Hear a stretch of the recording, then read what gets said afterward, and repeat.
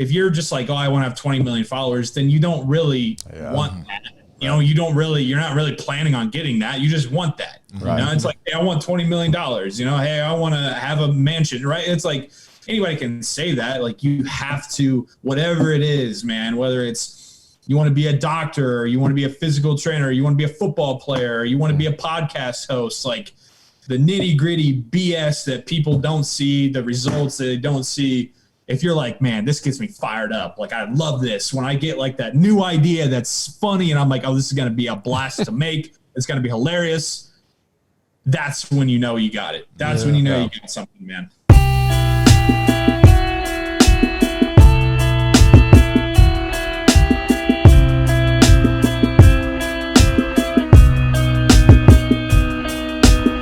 For joining the Darren Woodson Show. We're really excited about today because we're probably going to have more fun than we've had in a long time. For sure, more fun than Ben's ever had. Yes. Yeah. Like we talked about this at lunch today. Like always the Grinch. Yes. Right. Like always the Grinch. And so we're excited to talk. So you may know him from Cup of Joe. You may know him from his Instagram, Joey Mulinaro.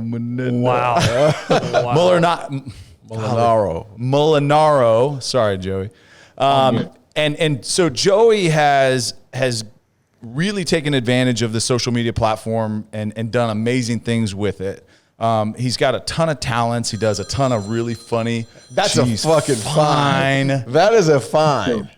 Come on. Dude, you just got hit. Wireless caller. Yeah. Back to Joey and deflecting. We got a rough start today, boys. Oh, yeah. And so he's got a ton of talents with the impressions that he does, the personality that he puts out there.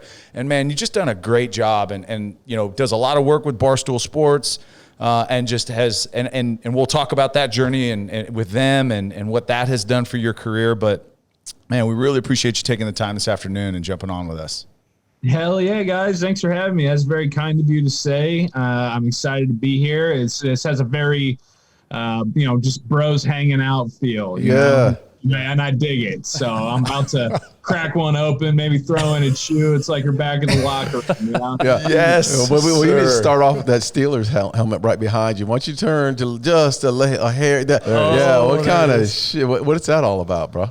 Yeah. What's all about? So actually, that was a wedding gift to me, I guess to my wife as well, but to me.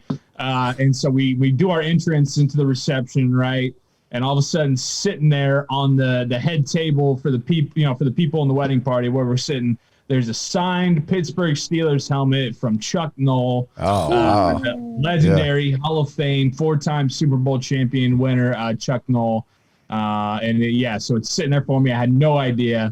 So that was a wedding present, and I keep it back up there on my Steelers shelf that my wife lets me have. All right. Okay, so what was the decision between the Steelers helmet and the bread maker going on that shelf? I mean, how long did that take you to make that decision?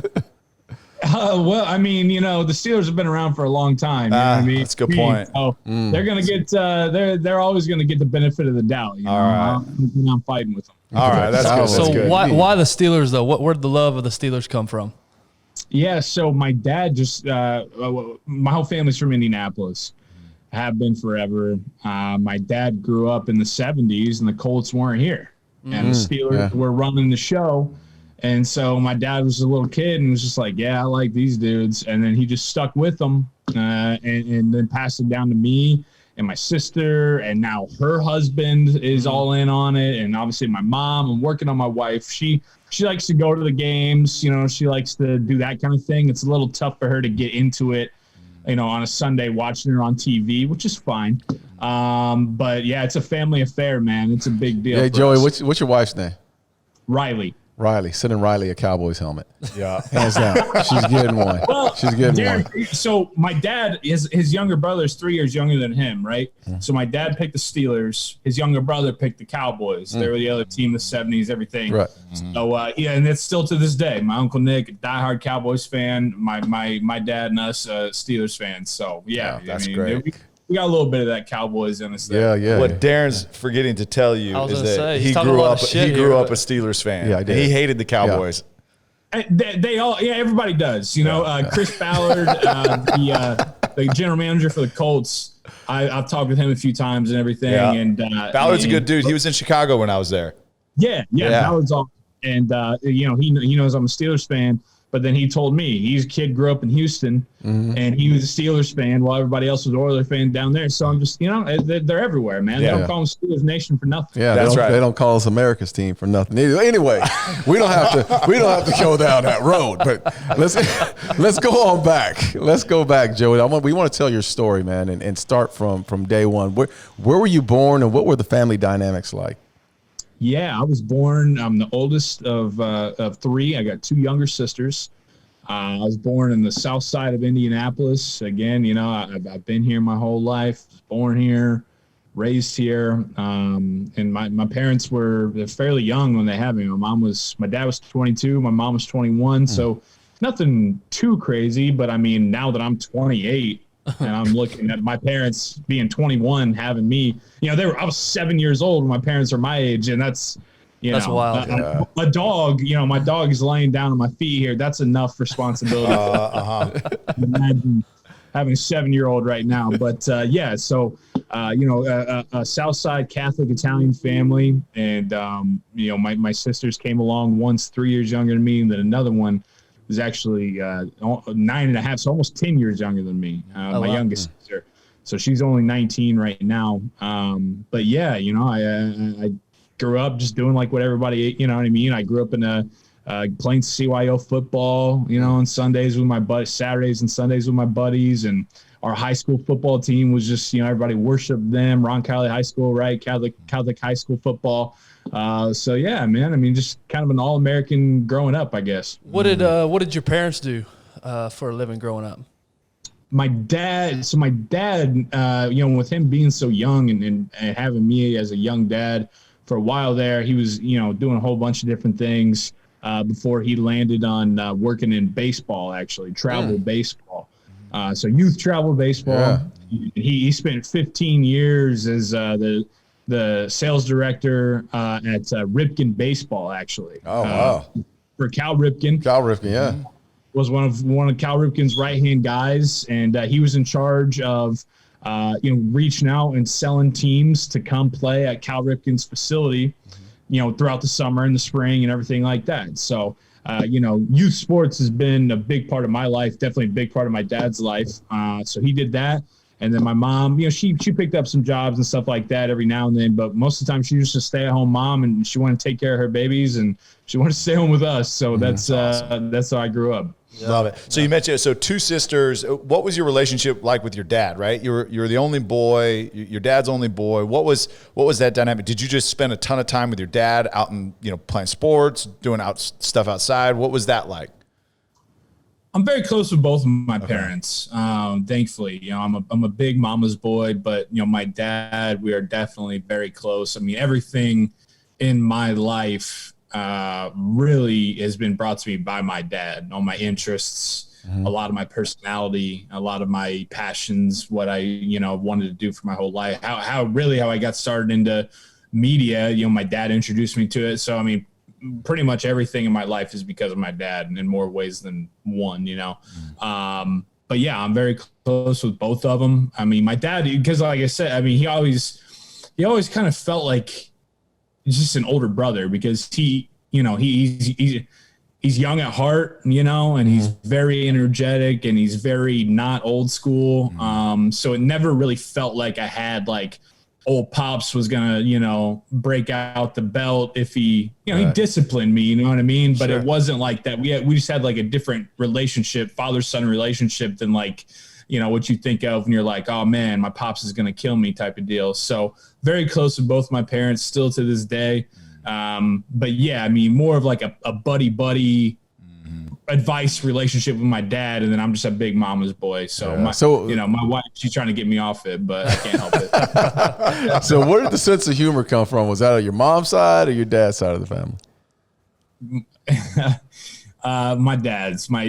So my dad is a very you know, charismatic, funny guy. He showed me the way, and you know, with movies and Saturday Night Live and different TV shows, I was all introduced to that from him. I mean, my mom, she likes the same kind of movies, so I'll give her credit on that front. But My dad's kind of the dude that's always trying to crack a joke, make people laugh, be the center of attention in the room. And then my uncle actually, so my dad's the oldest of 6. He came from a big Catholic, Italian family, and his youngest brother is 18 years younger than him. So that's the 4-year difference between his younger brother and his son. So my uncle Tony, I grew up with him, and how did we know his name was Tony? Right. You got the Joe that has a Joe, and then his brother Tony, and then my grandpa Joe, and then so it's pretty stereotypical. But he was, he did like a bunch of he did improv in college, improv groups. He was in theater and comedy and everything like that. So my dad and my uncle really always kind of introduced me to it. And then I was like, man, I want to be like those guys. I want to make people laugh. Yeah. Yeah. Were you the class clown? Like, were you into that as a kid? No, I wouldn't say that. I mean, I definitely like to talk and I like to make people laugh when I could, but my mom always scared me too much of getting a bad conduct grade, man. I didn't want to interrupt the class and get check marks or flip a card or whatever it was and have to go home to my mom and have a D in conduct, because then I was just out of luck, dude. So I wasn't the the kid that was just too out of control, because my parents just disciplined me in a way to not be. But don't get me wrong. I mean, when I saw the opportunity, I definitely like to. Right. So what were your goals growing up? Like, what did you think? All right, when I grow up, I want to do this. What was that for you? Man, I mean, when I realized that I wasn't good enough to play Notre Dame football or, be the center fielder for the Chicago Cubs, right? It was really from that point on, it was like, well, I know that I can talk. I know that I don't have a fear of getting up in front of the class and either performing or doing a presentation or speaking at church or whatever it was. I was like, I know I can do that. And obviously, I have videotapes of my dad, when I was a kid.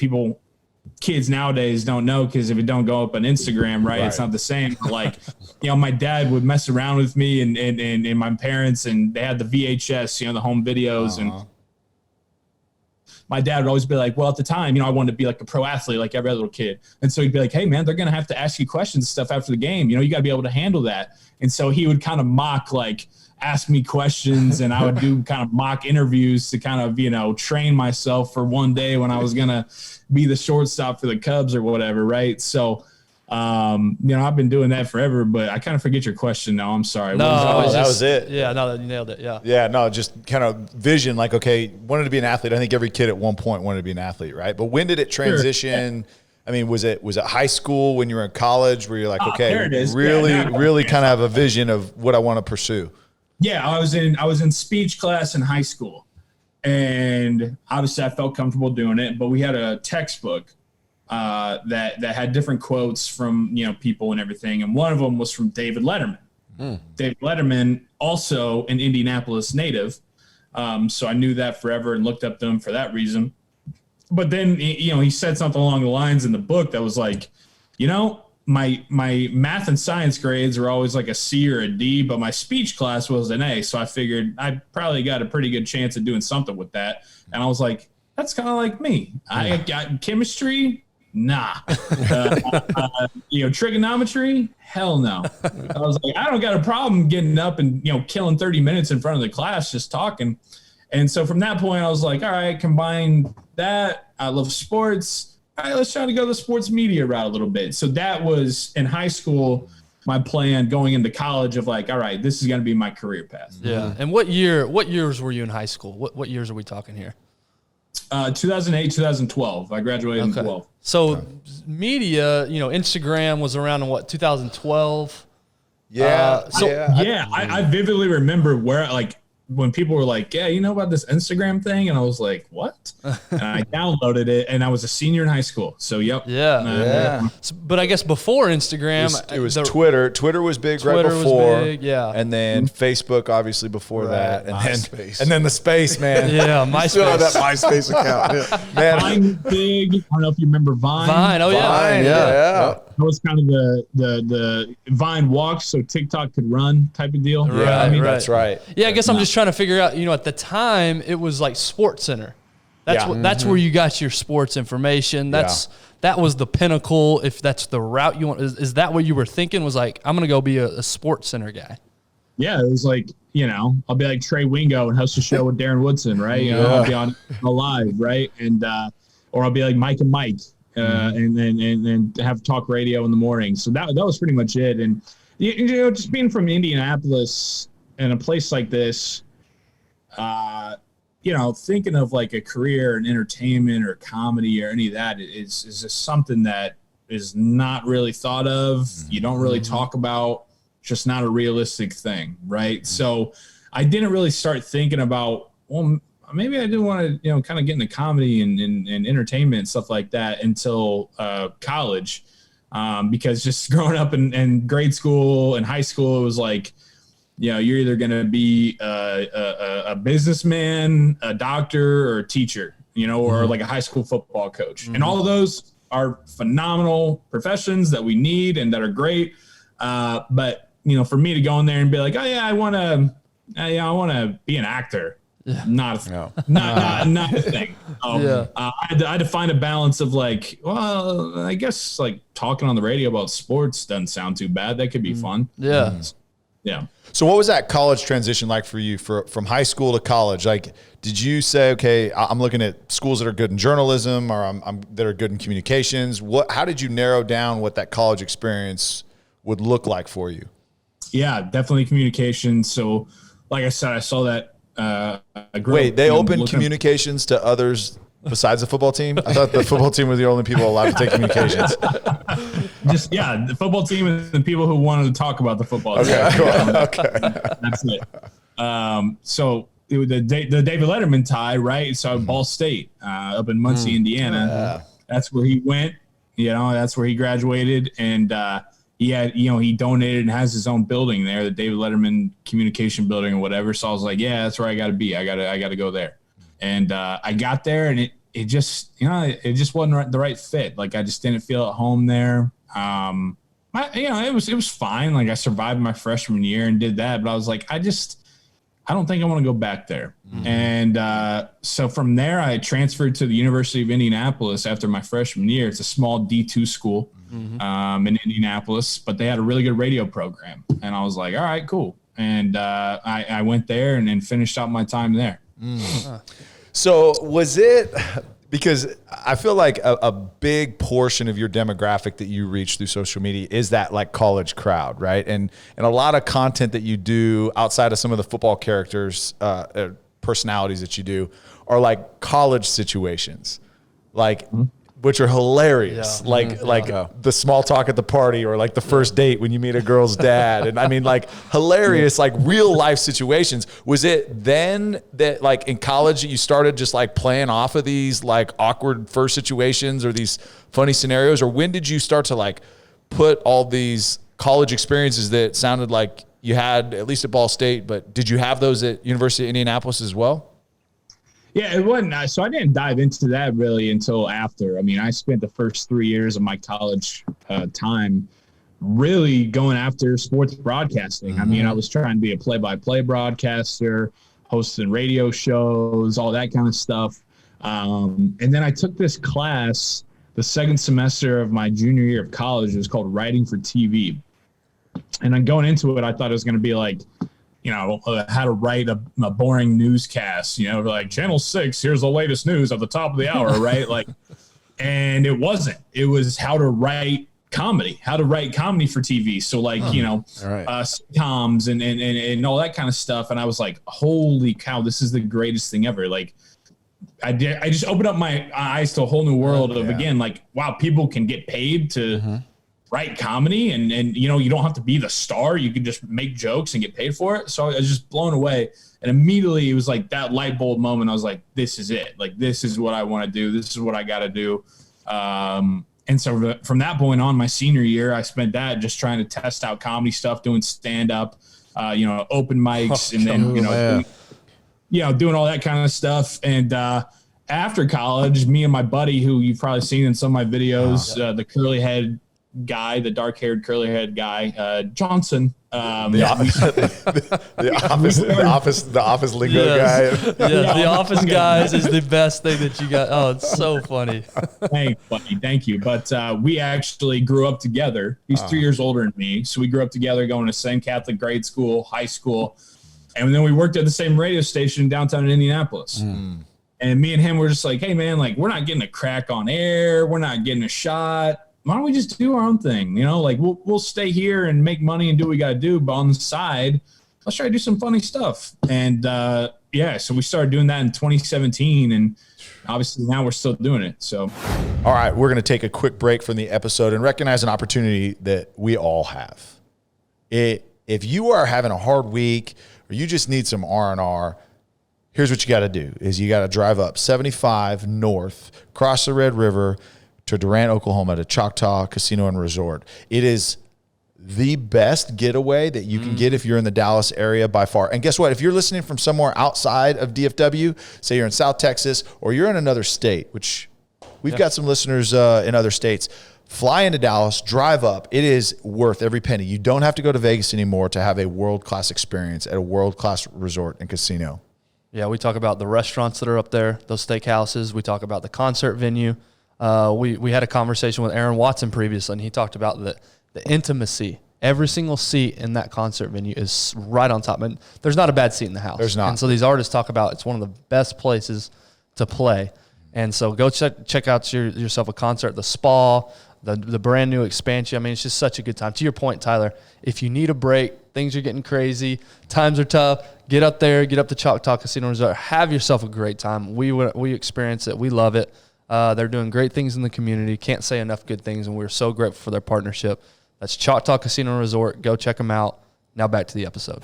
When was, and I'm kind of jumping ahead because I still want to go back to that stand-up comedy and what those first shows were like. Nice. I don't want to breeze over that. Yeah. But, I mean, it's like everybody thinks, okay, this overnight sensation. They became viral. One of your videos finally hit. But you've been working for years before, like, Barstool reaches out and says, hey, Joey, man, we want to, get your own little talk show on this, or we want to start collaborating on things. So, I mean, what was that grind period like? It was tough. It was. There was a lot of times I had, kind of come to Jesus moments with myself, with my, at the time, girlfriend, my now wife, Ben, even, kind of my partner and all of it, my parents, a few close buddies. It was just like, is this worth it? Is it gonna pay off? I'm putting in a lot of time, a lot of hours, a lot of creativity, and a lot of thought, with not any money at all, to do this stuff. At what point, if ever, is it gonna work out? So I thought about that a lot, man, and had those talks. But at the end of the day, I just, I always knew I was just like, no, this is what I want to do. This is what I need to do. I felt like I found my purpose, right, of being creative and trying to bring joy to the world, whether, just making people laugh and brightening their day by sketches or characters or whatever. So I was just like, I got to keep going. And so that's really all it was just kind of that like belief, that the belief in kind of a higher plan, a higher purpose for myself to just keep going after it, and kept going after it. And finally, over the last few years, it's really started to kind of pay some dividends. So what were some of the options? I mean, what was the other option? Was there something else that you thought, okay, if this doesn't work, I'm going to lean back on this? Yeah. I mean, because at the time, like I said, all the while I was working for a local radio station in Indianapolis, kind of ESPN affiliate, just kind of doing a bunch of grunt work, digital stuff, producing shows, running the board. We'd get like a weekend show, like an hour on a Saturday to, get me out of the program director's office kind of deal. Just doing everything I could. And so that was going on. I was like, I can keep doing that and kind of wait out the process. Maybe somebody leaves and I'll get my shot. Or maybe I go into like sales, or like kind of the more business side of it to make more money, because I had here I am, I'm doing all this creative stuff and we're building a following and we're hosting these parties at our events. We're doing this, but then like, you know, a digital marketing strategist advisor is making like 3 times the amount I am. And I'm like, what do you even do? Like you just go to meet, like you send emails to people and you go to meetings. Like, how are you getting paid that much? You don't do anything. So that was the other option. I was like, I guess I can be one of those guys. Right. Do less. No, do less. Right. So I was just like, but I just couldn't, man. I just, you know, and my now wife, she'd be like, if you do that, you're going to hate yourself and then you're going to make our relationship worse because you're just going to be, you're going to hate it. And my dad, my mom said the same thing. And so those were the only options really. It was like, keep going with that or just like fall back and go to 8 meetings a day and like just talk about nothing and somehow get paid like $75,000 a year. So in those early years, I mean, there's no, correct me if I'm wrong, there's not really a blueprint for what you're doing. It's pretty open creatively. You can kind of go whatever direction you want to go. So in those early days, how did you know what to do? Like when you wake up, like what did a day look like trying to grow this thing, trying to grow this following? Yeah, man. I mean, it took time. It definitely did. There was a while where when me and Ben first started, you know, we were glad if we got a video out once every few weeks, right? And we were like, oh yeah, we're doing something. If we get like 1, maybe 2 a month, right? Like we're doing something.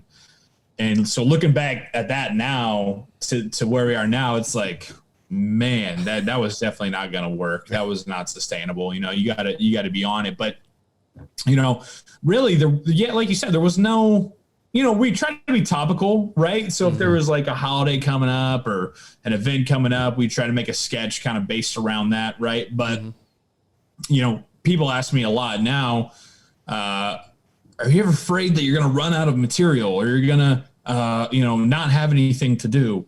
And I'm like, no, not really at all, because every day brings a new thing. Right. If you're looking for it, that can be funny, whether you're in line at Starbucks or you're walking the dog or you're in a meeting or, I mean, there's so much around you. If you just pay attention and open your eyes and kind of are looking for it, sure, you can say, I can make that a character. Right. I can make that a sketch that people have been in and make it funny.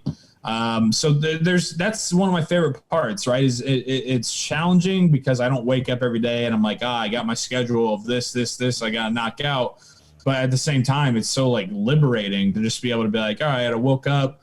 Oh, wow, that was hilarious. While I was, you know, in the Starbucks line, this person was struggling with the menu. And then all of a sudden you're like, oh, this could be a sketch. Right. Yeah. And that's a lot of fun. Yeah. So do you remember your first sketch, that one that just caught fire, is one that you just, you know, you put out and you were like, holy shit, this one went somewhere? Is there one in particular that really caught? Oh yeah, Nick Saban on Thanksgiving. That was the first holy shit one. You know, I'd been at it for 2 or 3 years, and me and Ben have had our success and things that we were like, wow, that did well. People liked it, but nothing compared to that video. You know, so I released it the day before Thanksgiving 2 years ago. And it was doing well, and people were like, you know, we'd go out for that Wednesday night, you know, before Thanksgiving, where everybody's back in town, and you know, and you know, so I had a few people that were just like, dude, Saban today, that was crazy, and I'm like, oh, thanks, man, you know. But then on Thanksgiving Day, I wake up, and I mean, I don't even know what happened. Like all of a sudden, ESPN and Sports Illustrated and Barstool and all these accounts are tweeting it out and retweeting it, and I'm like, oh, you know, this is nuts. You know, I went from like 2,500 followers the day before Thanksgiving to like 12,000 followers on Thanksgiving Day. Oh my gosh. And the video, you know, just went like 3 million views. And so that was the first, whoa, like Saban's daughter, like quote tweeted it and everything. Like, so it went nuts. But that was the first one. That was the one. Wow. So with that success, what was on the other side of it for you? Did you feel like, oh, crap, now I got to follow this up with more? Or was it like, hey, look, I'm just going to keep doing me and I'm going to keep doing it?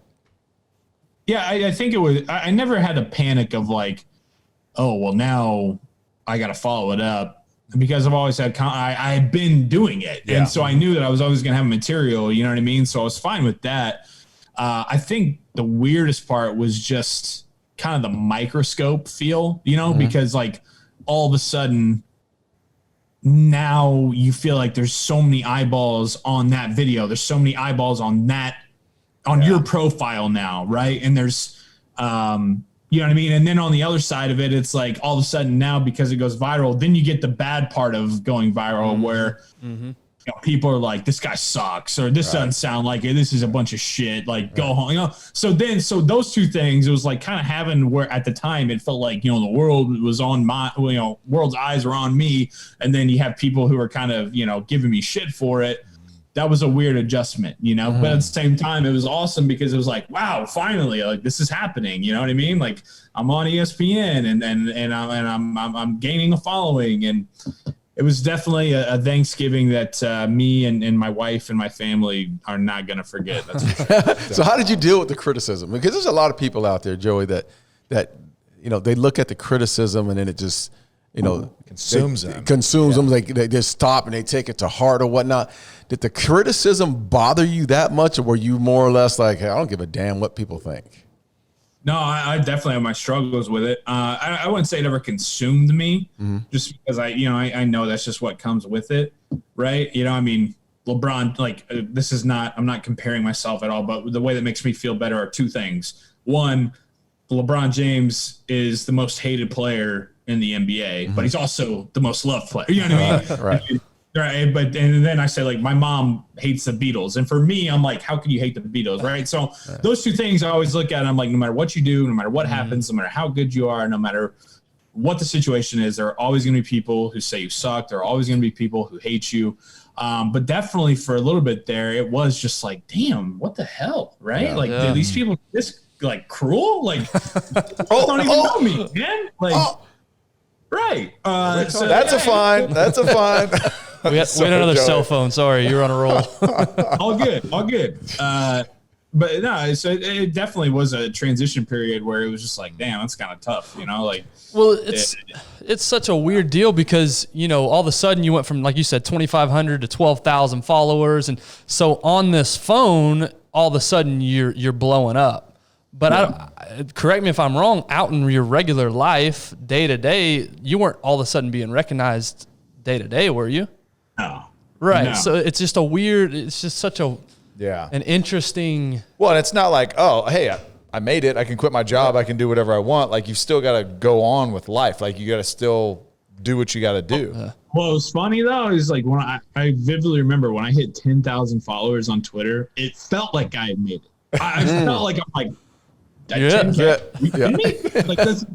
So it's just funny, when you look back at things like that, and it kind of humbles you and just takes you back to where you were, which is nice. Yeah, content creation is interesting because, like you said, 10,000 followers, if you compare that to a Joe Rogan or whoever, it's like they've got millions, 10,000 doesn't, but that's 10,000 people that are following. That is a lot of people if you put that many in a room. I mean, it's amazing if you put that in context.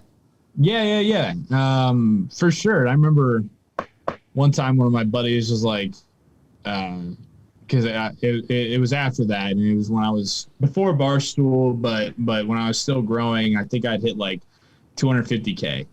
And so he's like, wow, so how does it feel to have 250,000 people know who you are? And I was like, whoa, like when you said it like that, right? In the middle, you know what I mean? So, that was, it's all just been surreal, man. I mean, it's just everything that, I've worked for and wanted, and now I'm just trying to, keep making good on it. Yeah. So walk us through from that Thanksgiving video, kind of the process up to now, because there's a lot that's happened in those 2 years, obviously. But walk us through kind of the events that led you to where you're at today. Yeah, a lot.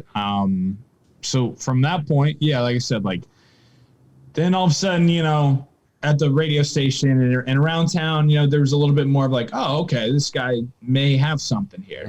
He's not just like the producer guy. So I just kept pushing, I kept creating content, and I ran from, going from, just Nick Saban to all of a sudden Coach O and Waterboy and, continuing to try to come up with these sketches and these impressions and put them out there and see what people thought and hopefully gain a following. So, it was interesting too, because it was like our holidays were kind of marked by it. So like Thanksgiving, I did Saban, went crazy. Christmas Day, I did Saban again, went crazy. And then the third one, I can't remember. Oh, the third one, then all of a sudden, like I'm getting invited down to the college football championship in New Orleans, the beginning of 2020, because of LSU and my coach O. They invited me down there. And so then I'm watching, I'm in a suite with Drew Brees watching LSU beat Clemson. So this, and then I'm like, oh, damn, this is crazy. And at that point, I was continuing to grow. I think it was up to like 35, 40,000. And gosh, I can't remember really the few that came after that. But again, I was just like constantly pushing. I was never, I never want to be satisfied. I always want to, diversify my, and I don't just want to be one trick guy, right? I hate, sometimes I see people who create content and everybody has their own thing, and that's great. But I just never want to be the guy who's like, oh, he just does that. Or he just does this. Like, I want to do sketches. I want to act. I want to do impressions. I want to do impressions of a bunch of different people. Like, I want to host shows. You know what I'm saying? So I kept pushing and doing as much as I could for that. And I just kept growing and growing and growing. And then, let's see. It was right before the pandemic, end of February 2020, the NFL Combine is always in Indianapolis. So it was a great setup because the whole NFL world is in my backyard. So at that point, I get a message from Big Cat from Barstool, and it's like, "Hey man, been following you. Going to be in town in Indy. I know you're there. Would love to meet up and talk." I was like, "Hell yeah, this is great. Let's go." So they get into town. Me, Big Cat, PFT, the guys from Pardon My Take. We do a few videos together, and we talk and hang out for a little bit. And the videos go nuts, do super well. And then Big Cat gave my information to Dave Portnoy. So later that night, after meeting up with them, I get a call from Dave. And before you know it, the next week, me and my wife are going out to New York to meet, the whole crew, basically have them give their final recruiting pitch or whatever. And the first week of March 2020, I'm in New York. Leave, maybe an offer I couldn't refuse, I signed the contract, and then we come back planning to move to New York after the Indy 500 that May, and then bada boom, the first day that I officially start, the world shuts down and everybody has to stay home. Jeez. And so my first 3 months on the job was all just happening from my living room like everybody else. It was crazy.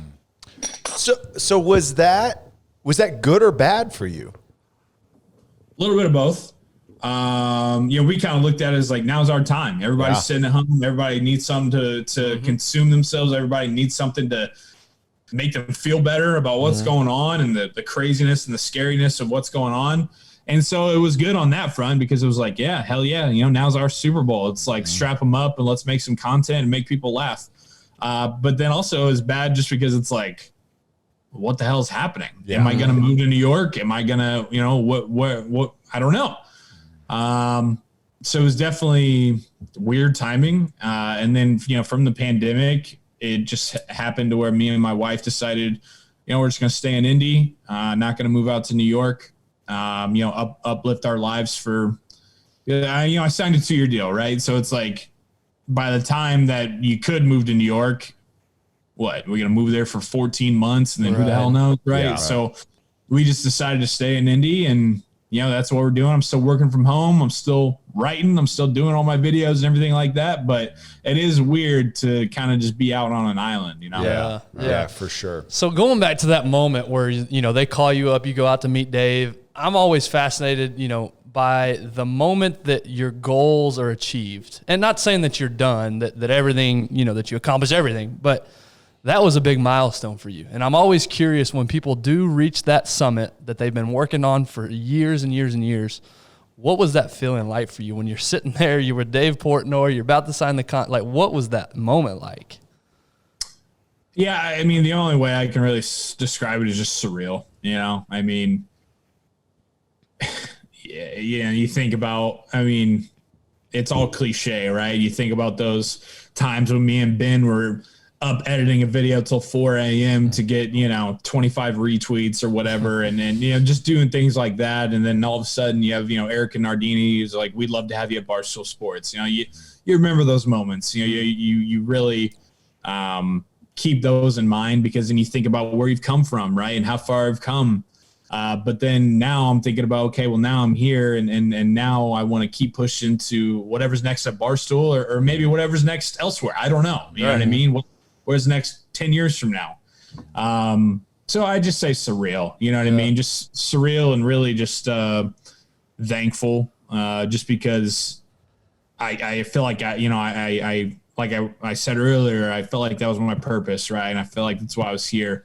So I just feel thankful that I'm just like rewarded with people who also, seem to appreciate and allow me to do what I feel like I'm here to do. And that's to make people laugh, man. Yeah. So that's awesome. Super, super, super surreal. Yeah. Talk to us about those earlier, because you mentioned the 25 retweets. We've had conversations, discussions, and with other people of, in those early years when you're in the grind, it's something that you enjoy, but the feedback's just not there, right? The results aren't necessarily there.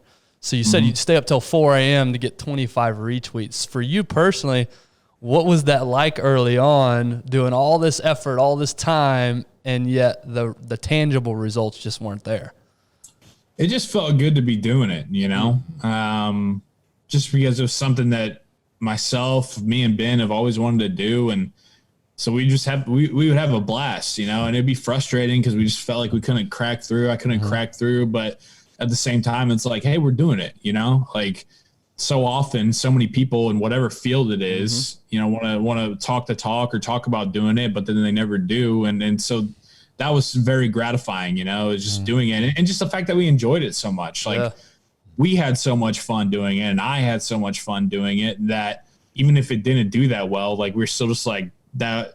We don't want to do anything else. We couldn't imagine doing anything else, And so I think on a, kind of a TED Talk stage, it's kind of like if you can find something that you'd be willing to do for free, and you do it for free, imagine what it'd be when somebody's paying you to do it. You know what I mean? Right. So that was kind of the approach, is just finding that, and I found it, and it's like, all right, you can always go out to a bar and get drunk and, be out till 2 a.m. and do that every weekend, but that gets a little dull, Sure. It happens so often for kids our age at that time. So it was like, I'd rather be working on this sketch, like being, acting and like making each other laugh, because at least that's like something different. You know what I mean? So it was frustrating at times, but more so than not, it was just like you're doing it because you loved it. I want to take another quick break. And speaking of breaks, I want to thank our sponsor, Sleep Number, who gives you the best break of every single day of your life, which is sleep. And what they're doing with their technology and their mattresses is second to none. They have taken the mattress game and put it on steroids. Yeah. They check your heart rate, your circadian rhythm. They're doing all these different things to test you while you're sleeping to make sure that it's custom and that every single night is the most restorative, restful sleep that you're ever going to get. It's no accident that Sleep Number is the official sleep partner of the NFL. And because NFL athletes are at the top when it comes to recovery, when it comes to taking care of your body, and nothing is more important than sleep. We've talked about it on the show multiple times, making sure you take care of your sleep. And there's a reason that Dak Prescott sleeps on one every single night. And there's a reason that his career has blossomed the way that it has. So make sure either you go online, sleepnumber.com, you go into a local store, they're going to walk you through it. You're going to experience the entire process of understanding what your sleep score is, or what your sleep number is, and then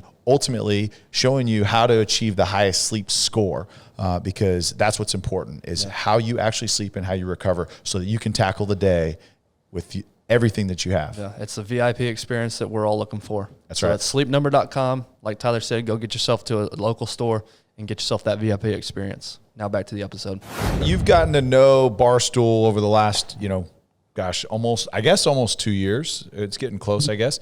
So from an outsider's perspective, Barstool's that, that media behemoth now, right? That just pushes the lines and they're edgy and they're this. But talk about what it's like on the inside, right? The culture within, because, we've heard interviews and we've talked to people and like, it's just a place that people love being. But talk to us your perspective, being a teammate there and what the organization is like from within.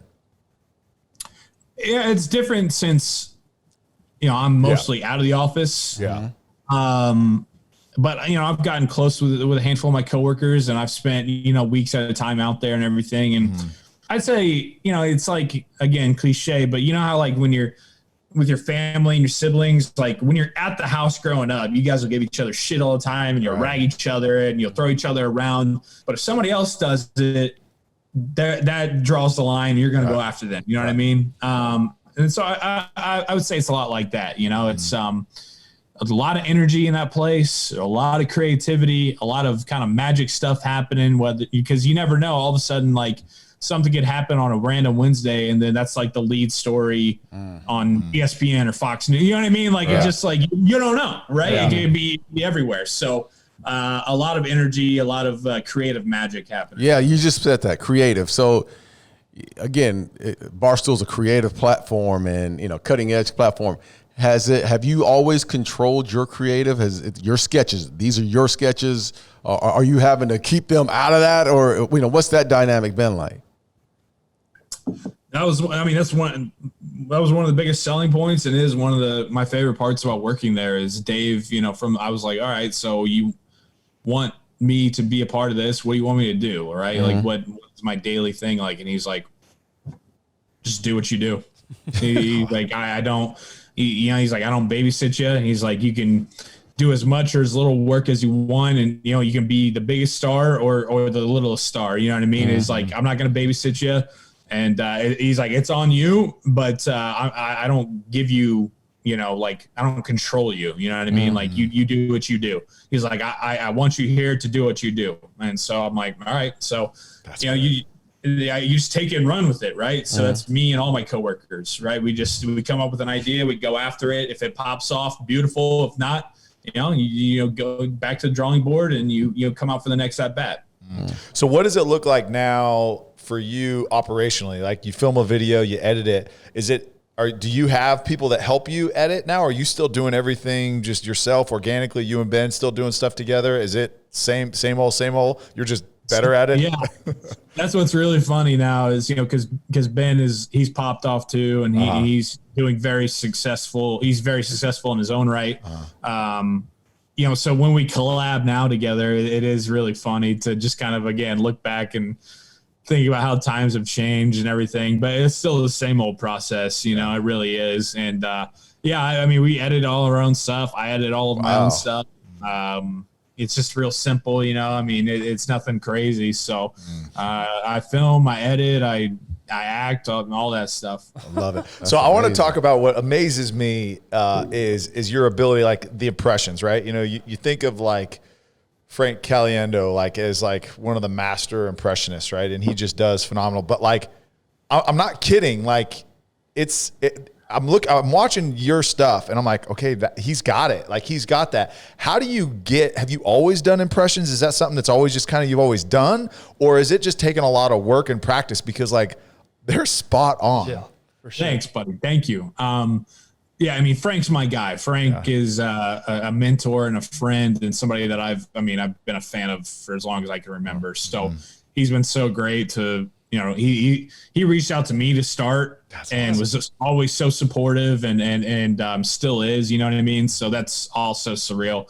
But yeah, I just growing up, you mentioned earlier about being the class clown. I wasn't the class clown as much as like at recess and at lunch and at friends' houses on the weekends. Like I used that as my time to impersonate like teachers and coaches and other friends' parents and different things like that. Right. So I started doing that and, all the people around that would think they're funny and like him and everything. And so that was kind of my first getting on stage type of moments.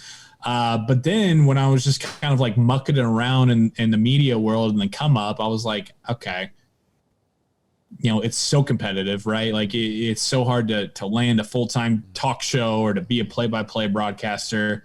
How do I make myself stand out? Right? How do I get it to where somebody would be like, oh, wow, that guy is different from the other 50,000, sports broadcasters that are wanting a job.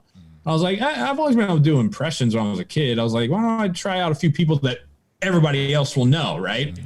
And so I started going from there, and Andrew Luck was a big one. Andrew Luck, those are really good. But I mean, how do you? Are you just standing in front of a mirror because it's facial expressions? It's not just like, hey, sound like them.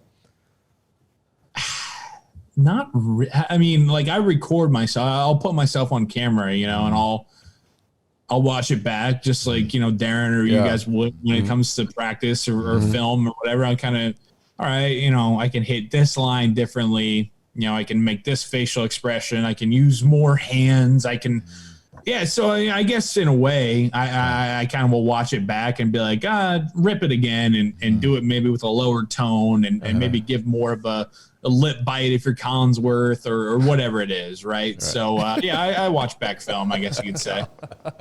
I love it. Colin Cowherd, Chris Collinsworth. Those are some of my favorite ones. I mean, those are just so spot on point. So, I mean, the Owen Wilson one too, though, it's just the quick hitters that are just like, dude, that is on point. Yeah. But what about you mentioned stand-up comedy? And doing that early on, is that something you still do? Do you tour and do comedy shows at all? What does that look like? I'd like to. I haven't. I haven't gotten. But right before the pandemic, I was getting on stage more and more, just trying to push myself. I mean, I wouldn't say I'm to the point where I enjoy it yet. It's really a gruesome process, right? It's not a whole lot of it's just tough. But now I'm thinking, I'm like, maybe I would, that could work out, right? Like I can definitely put together an act and I want to have that kind of touring relationship. I want to get up on stage and have people to be able to come and experience that with me, because I love watching people that I think are funny and I enjoy doing it. You know what I mean? So definitely something I'd like to do eventually. Got a few things kind of in the works like that, but no, I haven't been getting back up on stage. Yeah. Are you still utilizing the writing that class you described earlier? Like, are you still writing out like scripts and like, okay, hey, I'm structuring it this way and it's this and it's cutting to that. Like the ones I love, like I love the one that you just posted, I guess a couple of weeks ago, the one about the first date, like the guy going to the girlfriend's house and meeting the family for the first time, like the awkward kitchen conversation and like. Yeah, so things like that, like it varies. Like, so some of them, like the ones that me and Ben do, a lot of them, those will be more scripted out. Because that's, two people were kind of acting off of each other. Some of the ones that I'll do where it's like a phone call between like Saban and Orgeron, those will be more scripted because keep it tight and clean. You know what I mean? Yeah. But a lot of the other stuff, like the boyfriend one that you're talking about, what I'll do is I'll have the concept. All right, new boyfriend meets the friend group for the first time, and then I'll kind of just go and put down some notes of like talking about what you do for a living, gambling with the guys. Different kind of general things. And then I'll just record myself and I'll kind of just run with it. You know what I mean? And try to put myself in that situation of what did I say? What would I say if I'm meeting my wife's new friends from work for the first time? Yeah. And kind of go from there. So I really kind of like try to take pride in just like opening up the camera and then just going, because then I'm like, all right, I feel confident if I can be funny doing that and I can act good enough doing that and people like it, then, when they give me a script, then I'll be okay. Yeah. Those are so on point too, because those are like the real conversations. I was going to ask and you just kind of answered it, but I was going to ask, like, how much research are you doing for these? Like, how much research are you doing? Because even the office jokes, like those are even like on point too. And I know you spent some time with the radio station and doing that, but I mean, we are in an office and it's like real life office humor. That's one thing I've definitely missed, being a remote worker. And then obviously with the pandemic is like, I need some more ammo for some office talk, dude. You know, I've been out of the game for so long that as much as I hated that stuff, I loved it because it gave me so much. So much material. Yeah. So what's new? What's coming up, man, that we can be on the lookout for? Yeah, just kind of my daily, not daily, pretty frequent sketches and characters that I'll put out on my social channels. I did just record something pretty cool. I can't give too many details, but it's a show that I've watched for a long time that I get to be a part of that will be coming out next Saturday. No. But I think it'll be coming out next year. So awesome. It's a sitcom. Awesome. So I recorded something for that, and just trying to keep having opportunities at Barstool, and whatever opportunities come my way, whether it be acting or voice work or whatever, then I'm gonna try to do. But other than that, just me on my social channels talking to myself in a whole bunch of different voices and whatnot. Hey, Joey, has anyone reached back out to you, whether it be Coach O or Coach Saban? Anyone reached out to you personally and said, man, you hit it on the nail? So I got to meet Coach O about 2 months ago, finally. I was down there at LSU and talked with him for a little bit. And he was great. He was a great sport about it. We got to rip and go Tigers together. Saban's daughter, I've become pals with her online, and she always gives feedback, and it's like, oh God, that's spot on, like that's what he would do. Jimmy Fallon has retweeted a couple of mine of him, and he kind of is like poked me a little bit of like, I've done some with him and like Adam Driver, and he's like, oh, your Adam Driver could use some work, but like I think he's giving me credit for him. You know what I mean? So I haven't had too many where I've had face-to-face interactions, but there's been those different online things where people have seen him. Colin Cowherd has talked about me on the show like 3 times. He always calls me Joey something, like he can never take time. I don't know who could do that. Like, what kind of asshole would not figure out how to say your name? He's talked about me like 4 times on his show, and he's always just like Joey something. He's funny, like him, and that's it. He always calls me Joey something. So just those things. But Coach O is the only person in face-to-face person that I've met that I've Man, I love it. Man, this is awesome. So, Darren kind of asked a little bit, like maybe a different way to ask it is what does are your future goals now? Now that you've done everything that you've done so far, like what do you hope? You had a vision for what it could be in 2017, but now that it's starting to come true, what's the next step as far as your progression goes? Like, what's the hope going forward? Yeah, I get asked that a lot on online or just with different family members or whatever, and I really think that what I would say is just like if 20 years from now I'm still waking up and I can put a roof over my head by making people laugh, then that's it. Because then I think if I keep that mindset and I just keep going after that, I mean, it's got me to this point. So if I keep doing that, then all these other opportunities will hopefully come from it. I don't know what that is exactly.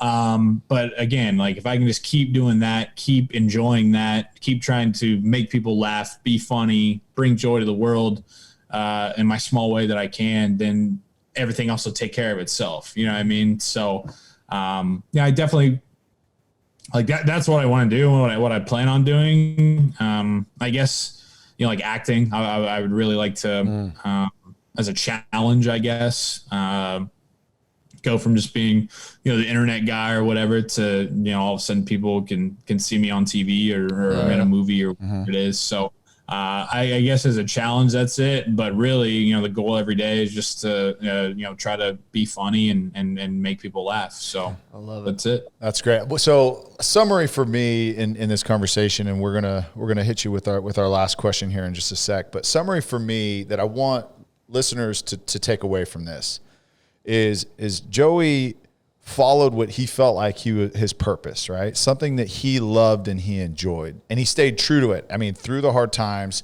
through the adversity, through all the questions that surrounded it, he went back to the basic fundamentals of I enjoy making people laugh and bringing joy into the world, the basic fundamentals of it, right? And that has staying consistent with it and like you said earlier, it was like sporadic, but being consistent. That's what's really hard for a lot of people nowadays is it's like, okay, I'm going to try it for 3 weeks or a month or 3 months or a year even. And I didn't make it. Okay, I'm going to move on, right? That choice that you had to make a couple years into it was like, you had to stay consistent. And that is how you win the race, right? You keep going. But then also too, now I hear the heart behind you, and it's not about, I don't hear you saying, man, I want to get to 20 million followers and I want to make this much money. And what I hear is, man, like I was created to bring joy in this world and I'm doing that and I love it. And I'm going to keep doing it because just a light bulb money. I mean, it's like, again, you know, you keep going back. I keep going back to these like cliches, but again, it's you have to, and I never understood that about anything else I did in life. Like whether it was schoolwork or even sports broadcasting or, you know, when I was playing sports, like doing the training for it, like when I would hear people like say like, you have to love the process more than you love the result. It's like, with what I do now, I absolutely but you have to fall in love with that. You have to love that because like you said, if you're just like, oh, I want to have 20 million followers, then you don't really want that. You know, you're not really planning on getting that. You just want that. Right. You know, it's like, hey, I want $20 million.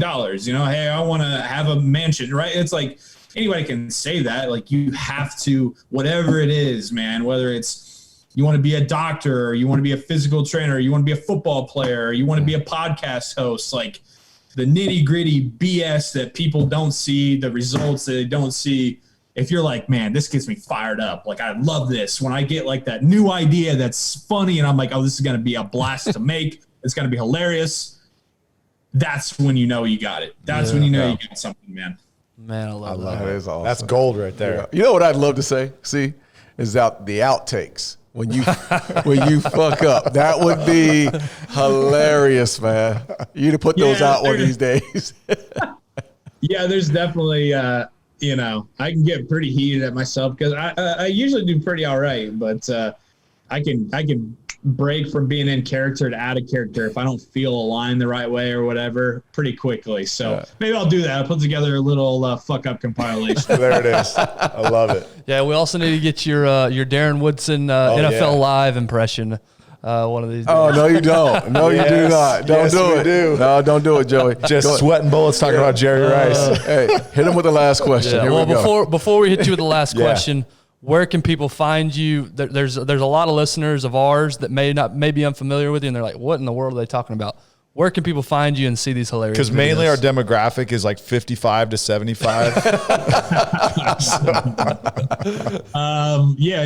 So just my social channels, just my name at Joey Mulinaro, JoeyMulinaro. You find me there on Instagram, Twitter, TikTok, all the same one.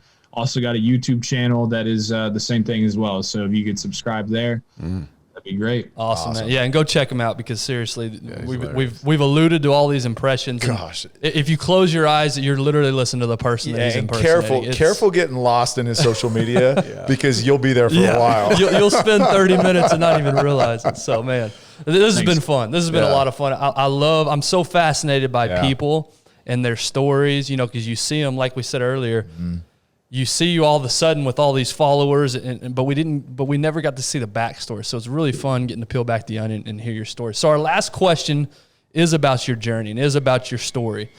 If you could go back, you know, you think back about the last 5, 10, 15 years, however long or wherever you want to go back to, if you can go back to any point in your life and tell yourself one thing, doesn't necessarily mean to go change anything or do anything different, but if you just go tell yourself one thing, encourage yourself, where do you go and what do you tell yourself? Man.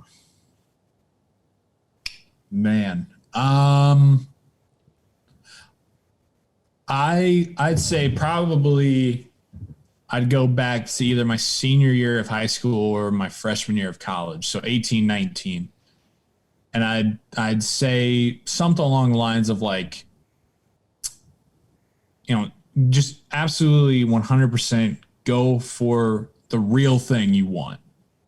don't try to concede your hopes and dreams and expectations for your life and what you want to do because you think other people are going to think it's not realistic, or you're afraid that, you know, people are going to boo you off stage or you're going to fail or whatever. Because even though I finally did get there, you know, at the end of college and then coming out of college, sometimes I think back to like, well, what if I just would have committed to comedy and entertainment and sketches and acting when I was 17, 18, 19, instead of, you know, 22, 23, 24. So that's what I think that's what I'd say is don't concede your hopes and dreams and expectations just because people around you are also too insecure and afraid to go for what they really want to do. Man, I love it. Awesome. That's a great Cool, answer. That's awesome. Great answer, Yeah. man. Joey, this has been a great time, man. We so much appreciate you jumping on here and get to know you a little bit better, man. This was so much fun. Hey, it was an honor. Thank you for listening to me and letting me get all fired up and and getting to tell my story, man. This is great. I've you know, Darren, obviously, you know, remember from your playing days and NFL Live, so it's surreal to talk to you and you fellas. It's great to meet you guys as well. So thank you for having me. If you're ever in Dallas, come check us out. Reach out, man. If you're back in Dallas, come on. Absolutely. I've never been down there, so I will take you up on that. And I would love to meet up and that'd be great. Really kind of random and far out, but are you planning on being at the Super Bowl by any chance this year? Or next year? Only if one team makes it, and it's looking like I won't. So. We're I actually ain't talking about the Cowboys. You come out and do Jerry, man. You need to get Jerry. Get Jerry. Do Jerry. That's a new one. Yeah. All right, guys. All right, man. Take care, brother. Appreciate it, Joe. Have a good night.